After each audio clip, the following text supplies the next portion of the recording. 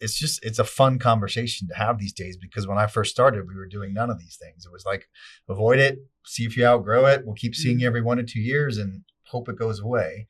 Now it's like, we can do something for your child to protect them and also potentially get rid of their allergies. So it's very exciting and optimistic. A toddler takes their first bite of peanut butter and breaks out in hives. An anxious parent sits across from you, equal parts frightened and overwhelmed, asking a question you hear every day: what happens now? Food allergies have long lived at the intersection of fear and uncertainty for families and clinicians alike. But the story is changing. A landscape once defined by strict avoidance is rapidly evolving into proactive management, personalized risk assessment, and emerging therapies that are reshaping outcomes. In this episode, we step into that evolving world, from early introduction and updated diagnostic strategies to the expanding role of oral immunotherapy and biologics. We'll unpack what's here, what's coming, and what it means for the care of patients in real time. This is Charting Pediatrics.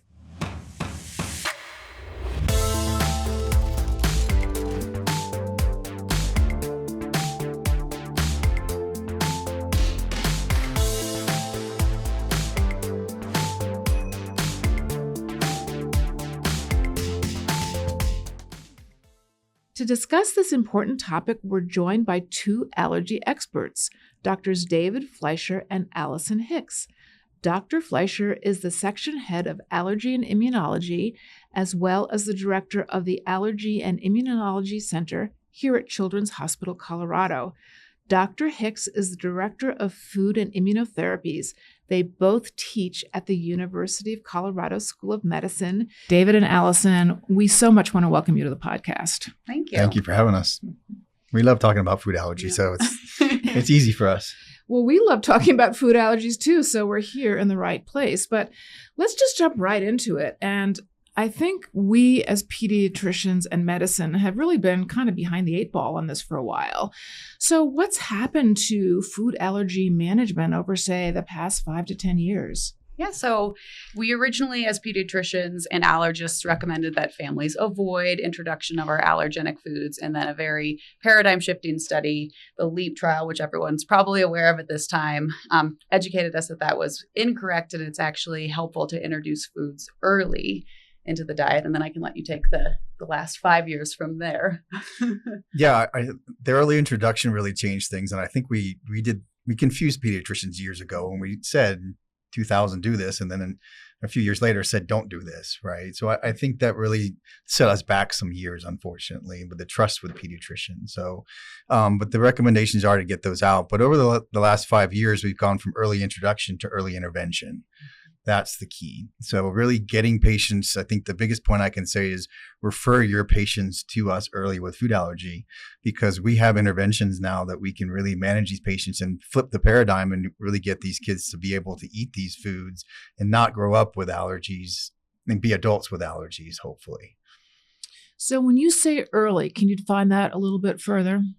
Sure. I think, I look at it probably 1 to 3 years. There's a big window of opportunity. So there really is no closed window, but if you look at certain studies that have looked at 1 to 4 year olds with these different therapies, they do better the younger you are. There's less anaphylaxis. There's more remission rates, potential cures, less anaphylaxis. And it's just more practical to do the younger you are, actually, because you're not involved in other activities and things. So it's easier to do. So that's why we like to try to do it between right when you actually even fail, like this infant that you said today, start right away if we can. So we do consults all the time on these young infants, and we really try to convince parents to start early, because by school age, we may be able to have them eating the food already. So David, just to clarify what you said, when you talked about that 1 to 3 years, you mean that for intervention? Yes. Shouldn't the food introduction, that early introduction, start like 4 to 6 months? around 6 months. Yeah, correct. The early introduction is around when you start introducing foods, but you have to start introducing other foods first to make sure they tolerate foods. And then you have things to mix it in, like peanut butter to mix in a fruit or vegetable or cereal or something. So yes, we want to get it in around 6 months, as close to that, as many allergens as you can, because even though the LEAP study just looked at peanut, we think it's equal for all foods important.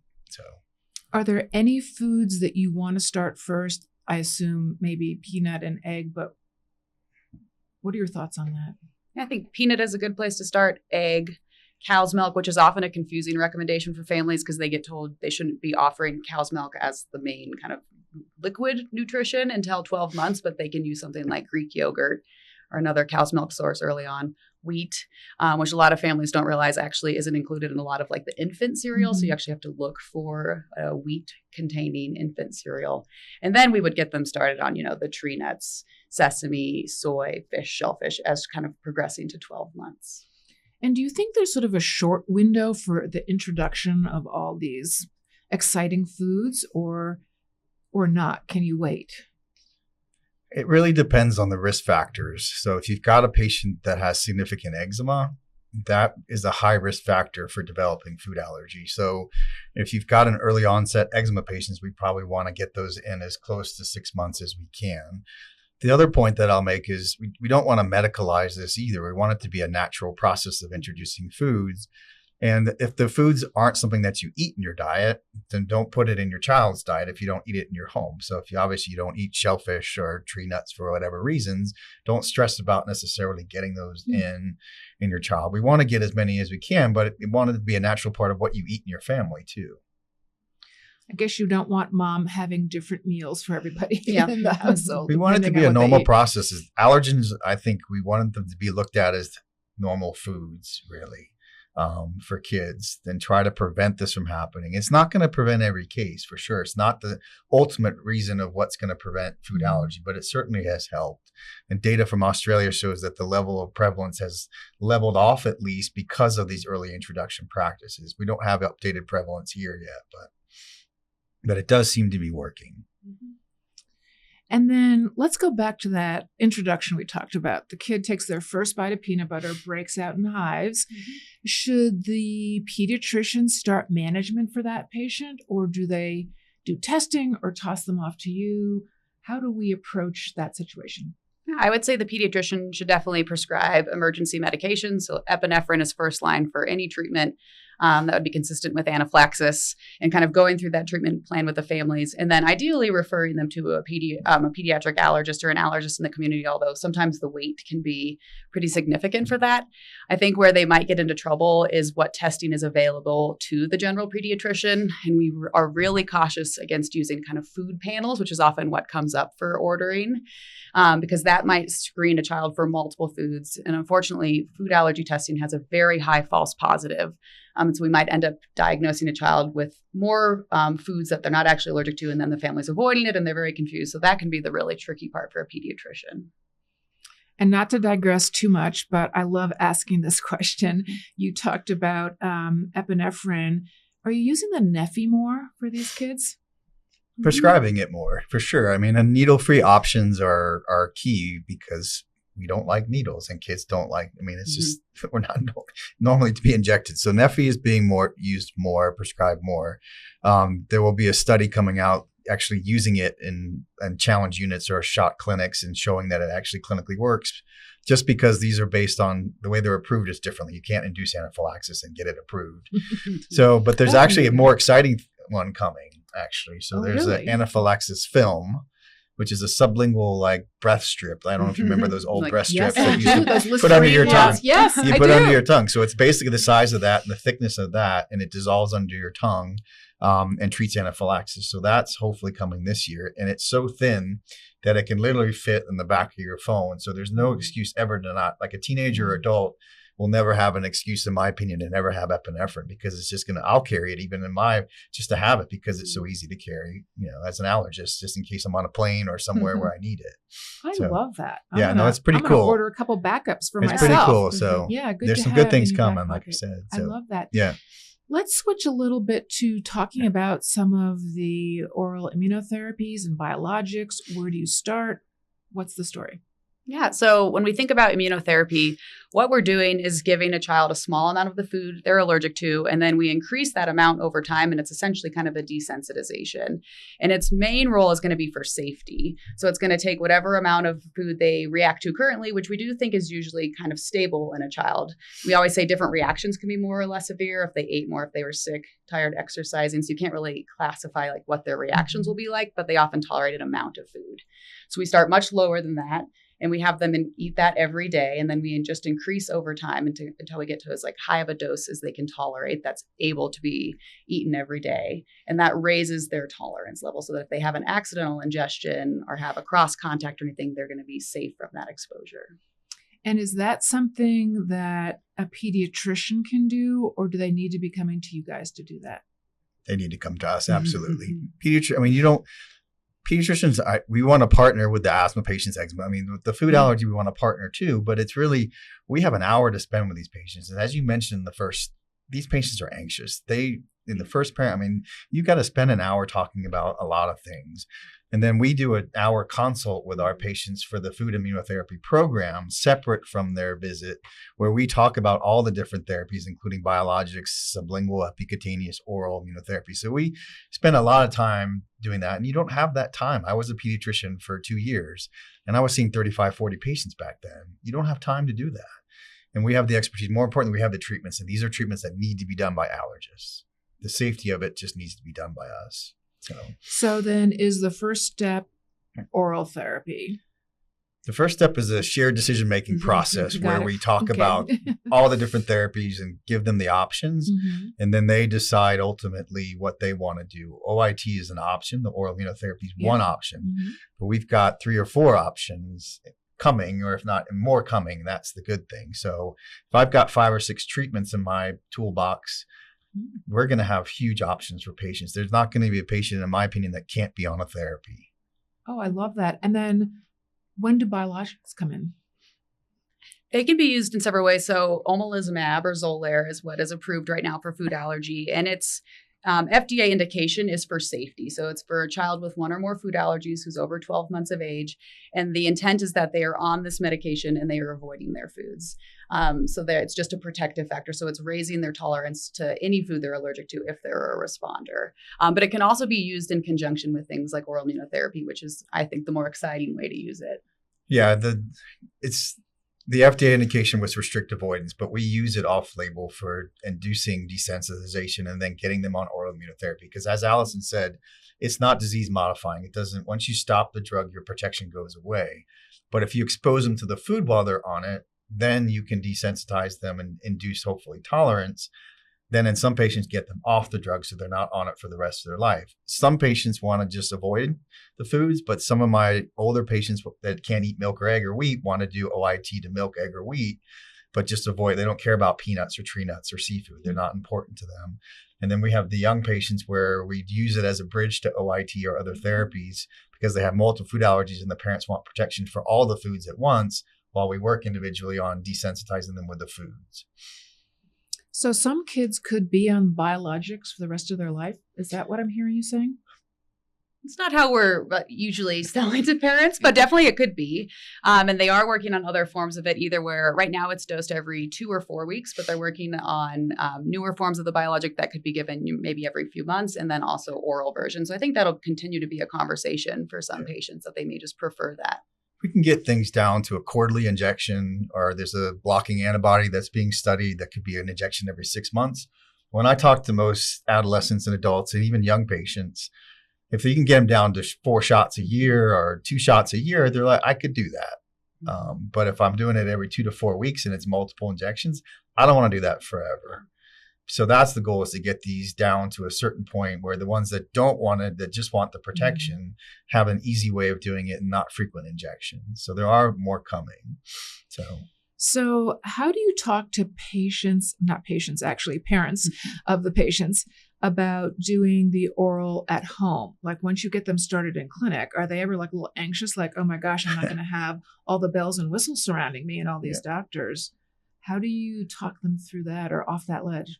I think that's the biggest deciding factor for them is if it fits into their daily lives and kind of weighs the quality of life that they're going to get out of that protection. So we're always increasing the doses in the clinic. So they're always coming in and being observed whenever we're increasing the amount of the food the child's eating. But otherwise, they're giving it to them at home every day. So we give them some parameters to do it as safely as possible. So things like it has to be given around the same time every day, with a meal, and then they have to observe their child, and the child has to be awake for an hour after taking. And then the reason why it's easier in young children is that there's also a risk if we raise their core body temperature, so things like hot showers or strenuous exercise. So we limit their ability to do those things for an hour before and 2 hours after. So it's really for a family to figure out, like, where does this fit in our daily schedule? Is it first thing in the morning? Is it with dinner? Or is it, we have too many kids and sports activities and things, and this isn't going to fit? Isn't it going to be worth the work for us? It's involved, and the risk of anaphylaxis the risk of a reaction is higher on therapy than if you just avoided it. So that's the biggest trade-off that parents have to decide. Does the benefit of being on the therapy outweigh that risk of, that benefit of protection? Right. In most families, it's just, I try to tell them that once you see that you get through a month or two, or even a few weeks, and your kid's not reacting and you're actually eating the food, and then we get closer to 18, 24 months into therapy and we start to space out the dose and things, then it's just a normal part of their diet. So it's pretty cool to see. No parent that I've seen has regretted doing the therapy. That's what I tell. I don't think you'll look back and regret doing what you're doing, but the first 12, 18 months, 24 months is going to be more involved with daily therapy, but then we make it more convenient for them in our program. So let's talk about a child who doesn't have hives, but a child who you want to introduce these different food groups to at home. Is that just sort of like a one and done, you get your peanut butter, or do you get it every single day? And do you increase the amount? Same for eggs or nuts. How do you approach it in a regular kid now that we know how important this early introduction is? Keeping it in the diet is important. So that's why David really mentioned if it's not something your family is ever eating, then, this might not be worth the effort of, putting it in, because it's not only just that one-time exposure, which often families kind of feel like they did and they're done. They need to keep it in the diet. We don't have an exact amount of how often that should be. We often say 3 times a week is kind of a goal, but that'd be a lot. What was studied in the LEAP study, but my motto is early and often. I mean, if they like it, let them eat it. But you want to keep it inconsistently, because if you don't, you could, especially in the patient that has significant eczema, they could become sensitized and then allergic to it if you don't keep it in. So that's why, again, that point that Alice made. So, and how does a pediatrician go about managing a patient day to day? They're coming to you. They may have oral therapy. They may have biologics. How do you guys interact? I think it's important for the pediatrician to know they're on these treatments. And we haven't mentioned yet, but one of the times we always have patients stop their oral immunotherapy is when they're sick, because being sick lowers their tolerance, so makes them more likely to react to a dose they usually tolerate. So that would be sometimes where we're having them, you need to go see your pediatrician for this acute illness. If you're on antibiotics, they let us know. So there definitely is this interplay between what we're doing and their other health conditions. We always CC the doctors on our notes and things like our consults. We always make sure the PCPs know what we're doing in talking about the therapies. And I think that's really helped referrals too. I think they know that these things are here. And more are coming because we put those things in our consult notes for them. And hopefully they read them. I know it's hard to do a lot of reading when you're seeing so many patients, but I think many parents come to us these days educated much more about food allergy, and they don't want to sit around and do nothing. They don't want to sit on their hands and just wait for a reaction to happen. They want to be proactive. So it's really, the number of consults and the thing we're seeing is, like, I saw like 3 yesterday, back to back, and for the therapies. I mean, they're really interested in, and we're not even advertising at this point. So, So just to clarify, what I heard you say is that if a child does have a reaction like hives after that first little taste of peanut butter, they should be referred? They should be referred, because it may not be an allergic reaction. There are contact reactions that can happen with peanut. So it's not always an allergic reaction. There are other reasons to get hives. So one point to bring up is if you've got a patient with chronic hives, that hives are going on for more than 6 weeks, that's not likely a food allergy at all, because it's just not the way the mechanism works. If you've got an older kid with chronic hives, that's say 11-year-old I saw yesterday, the chance that child has a food allergy at 11, because they're established as infants and toddlers, is not likely. So there are other reasons for hives. So that's why we would want to make sure to skin test that patient. And then if the test is maybe negative or small, we would challenge that patient to make sure they're not allergic, because we don't want them to be labeled as allergic and have to deal with all these things in therapies if they're not. So that's where we can test them and we can challenge them if we need to determine whether they're allergic or not. And we can do that in a safe way that we just don't want pediatricians to have to do. So, and then what happens with the whole theory of cross-contamination? How do you approach that? We, I think, usually are working to reassure families that their world is not as scary as they might feel like it is for food allergy. And we really try to reiterate, we just have to be worried if the food kind of gets in the child's mouth. So they can be sitting next to someone eating peanut. They can be, next to, at school at the same table as other children, as long as the food is not getting in the mouth. But cross contact can occur. So if, a peanut butter and jelly sandwich is prepared on the same cutting board with the same knife, and then they make a sandwich for their child with a peanut allergy, there is risk there, especially, if they have a very low tolerance to peanut. So things like good hand washing with soap and water, washing utensils and things like that with soap and water, just the directions we give every families. And we're really lucky. We have dietitians as part of our clinical team. So after we diagnose a new family with a food allergy, our dietitian goes in and spends some extra time kind of looking at their whole diet, but also giving them really good information about label reading, cross-contact, food preparations, and things like that. And substitute foods. So I would plug the dietitians for sure, because then they give substitute foods. So if you're milk allergic, you need to substitute milk because you need calcium, vitamin D, protein, others. So you need to have substitutes to make sure your diet's complete. So that's where our dietitians are crucial and they help us with our OIT and other things too. What about kids with eczema, with a lot of open skin lesions? Can there be contamination from skin and not just oral? We think that's part of the reason why early introduction has been so helpful, is that children if you are sensitized through the skin, which is more likely to happen if you have eczema and you kind of have this incomplete skin barrier and this open skin. If you're first exposed to the food through the skin, the body is more likely to make an allergic response to the food. So then when they eat the food for the first time, we're seeing their reaction. So definitely getting the food into the gut first is very important. And that's why the eczema kiddos are the highest risk. Got it. And you did tease us a little bit. You said there's more exciting things coming down the pike. So can you satisfy our curiosity about what those things might be? You want to start with? Sure. Yeah, I can start with sublingual immunotherapies. I can do the epicutaneous. Perfect. So we've been talking about oral immunotherapy, but there are other routes we can use that are still kind of under the same idea of immunotherapy. So sublingual immunotherapy is taking a much smaller dose of the food and placing it under the tongue every day. And then we'll talk about another form called epicutaneous immunotherapy. But the nice thing about sublingual immunotherapy is a lot of those restrictions we just talked about on the day-to-day life of the patient are not as important because it's such a small dose. So these families don't have to restrict sports and things like that. We really just want to observe these children for about 30 minutes after they take the dose, and we would hold it if they were sick. But it's a really nice option for some families that maybe can't quite handle OIT or don't find that it fits into their life. But the studies do still show that sublingual immunotherapy or SLIT does raise the tolerance for children. So it still is effective. And when you say sublingual therapy, is this like a little film type thing, or is this just a little bit of peanut butter under the tongue? So right now, most of the forms that are available are actually kind of preparations of a little bit of the food mixed into like a glycerin saline mixture. There is a product going through the FDA approval process for peanut, which is a tablet, correct? Yeah. So it'd be a different form. We use a liquid. So there's companies that make the liquid. Basically, we purchase that or have the parents purchase it, and then that's the plan. So hopefully in the next few months, we'll have that as part of our program. How do you think that works versus just the oral therapy? Is there an improvement with the sublingual, or is that what the SLIT study I really think it's just a little bit of a different route. It's a different route. It's probably, when you're using, our program goes up to 1,000 milligrams of peanut protein. So when you're using 1,000 milligrams versus 4 milligrams, your efficacy is going to be higher with the higher dose, but with that comes more or less practical issues and more risk of anaphylaxis.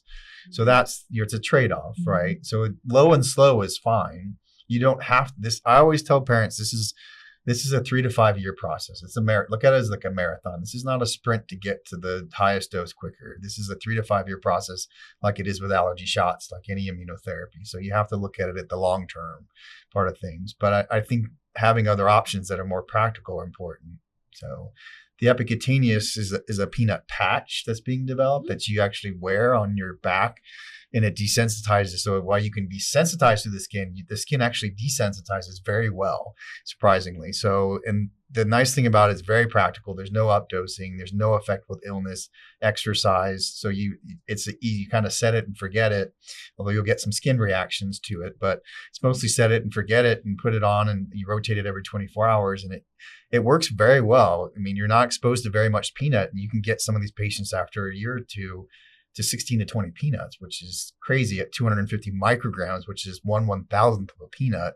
To get to 16, 20 peanuts is just amazing. So these options are this one's coming and should be FDA approved, hopefully within a year, for 1 to 7 year olds. And if again, we have that, we have sublingual.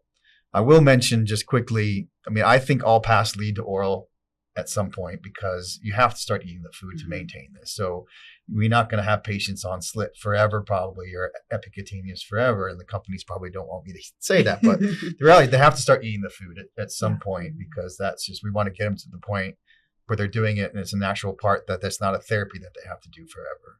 So we certainly want adventurous eaters. And I'm so excited about what you told us about patch and sublingual. Patch 1 year, sublingual, when's that coming?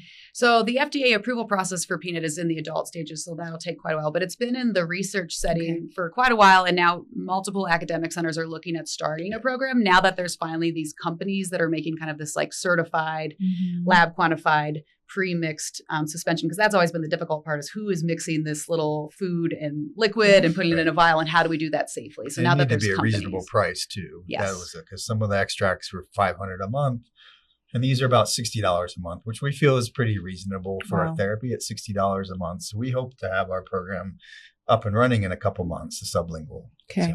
So do you need a patch or a sublingual, one for peanut, one for egg, one for milk, or is there a combo patch or a combo sublingual that has all the 10 things we're worried about in it? What foods for patches are? The patch right now is peanut, and then the next stage they'll go to milk. They're planning, I believe, egg and potentially tree nuts. But this has been a product that's been studied for over 20 years. So most companies don't make it that long, unfortunately. So they've got to get one to market, and then it's a very good company. Like, I've been working with them for that long, so it's a huge part of my career.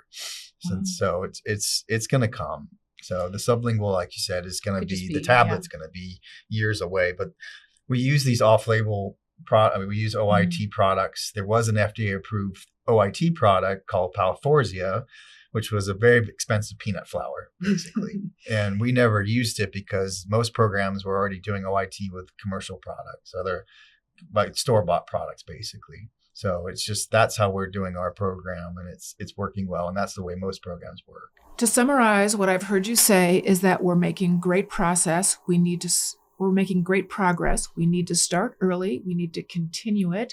We need to get kids to you who need to be to you. So maybe we can start some of these exciting therapies that are really going to create an adventurous, fearless eater, which is, I think, what we want for everybody. Our goal is really, to not have a food allergic child in school age. Exactly. That's really what the goal is. If I can start these therapies, we can start these therapies at 1 to 3 years of age. By 5 years, within a couple of years, they're probably going to be eating some amount of that food on a regular basis. Right. And that will build them to the point where they're tolerant. For milk and egg and wheat, it's easy because milk and egg and wheat are in everything. The hard part with maintaining these therapies with tree nuts and seeds and peanut is it's not in everything. So you have to actively seek it. So we always tell those families, you're going to have to eat it, find it at least once a week in some concentrated form with the nuts and the seeds. But milk, egg, and wheat, you're going to find it every day. So it's not going to be a problem. Well, I'd love to hear one more question from both of you. Allison, what is the most exciting thing going on in food allergy right now? I think it's that we have options for families and that I can present all of these choices. We really just guide families through all of our options. We also kind of let them decide what food they want to work on first. So it's really giving them more control and more choice in what we're doing with their child.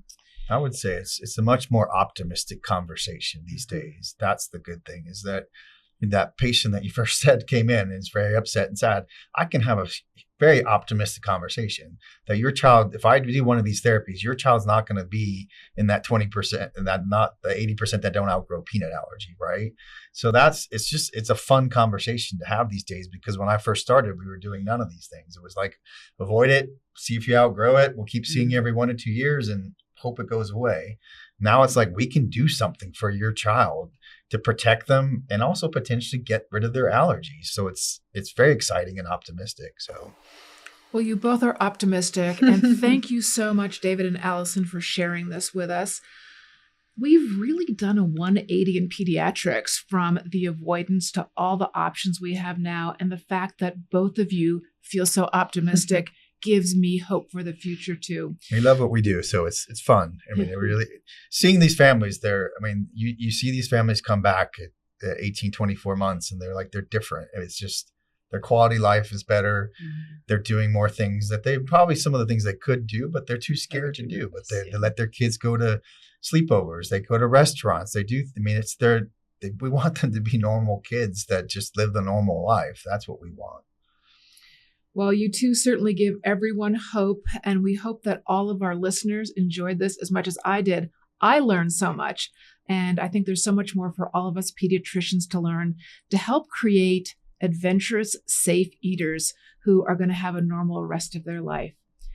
And until next time, keep on keeping kids safe out there.